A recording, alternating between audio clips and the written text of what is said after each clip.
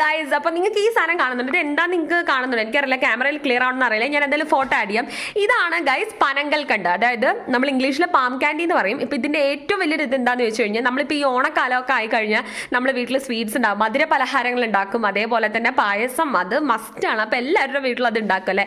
So നമ്മളുടെ ഫാമിലിയിൽ തന്നെ ഈ ഷുഗർ ഉള്ളവർ, അതായത് മധുരം കഴിക്കാൻ പാടില്ലാത്തവരും, അതേപോലെ തന്നെ തീരെ ചെറിയ കുട്ടികളും, അതായത് നമ്മൾ ഷുഗർ കൊടുത്ത് സ്റ്റാർട്ട് ചെയ്തിട്ടില്ലാത്ത കുട്ടികൾ, പഞ്ചസാര സ്റ്റാർട്ട് ചെയ്തിട്ടില്ലാത്ത കുട്ടി. ഇപ്പൊ എന്റെ മോൻ 1.5 വയസ്സായ പഠിച്ചിട്ട് ഞാൻ പഞ്ചസാര കൊടുക്കാറേ ഇല്ല, കാരണം പഞ്ചസാര അത്ര നല്ലതല്ല എന്നുള്ളത് തന്നെയാണ് അതിന്റെ ഏറ്റവും വലിയ കാരണം. അപ്പൊ അങ്ങനെയുള്ളവർക്ക് നമ്മൾ ഇനി പായസം വെക്കുമ്പോഴും സ്വീറ്റ്സ് ഉണ്ടാക്കുമ്പോഴും ഒക്കെ നമ്മൾ പാം കാൻഡി, അതായത് പനങ്കൽക്കണ്ട് യൂസ് ചെയ്ത് ചെയ്യണമെങ്കിൽ ഇതിൽ ഷുഗർ ഇല്ല എന്ന് മാത്രമല്ല, ഷുഗർ ഫ്രീ ആണെന്ന് മാത്രമല്ല, ശരീരത്തിലുള്ള കഫക്കെട്ട് തുടങ്ങിയ, അതുപോലെ തൊണ്ടവേദന, കഫക്കെട്ട് തുടങ്ങിയ അസുഖങ്ങളെ മാറ്റാനുള്ള വലിയൊരു പവർ ഉണ്ട് കേട്ടോ. അപ്പൊ നിങ്ങൾ ഇനി ഈ ഓണക്കാലത്ത് സ്വീറ്റ്സ് ഉണ്ടാക്കുകയാണെങ്കിൽ ധൈര്യമായിട്ട് ഷുഗർ ഉള്ളവർക്ക് ഇഷ്ടം പോലെ പായസം കൊടുത്തോളൂ, പാം കാൻഡി വെച്ച് ഉണ്ടാക്കിയ പായസം.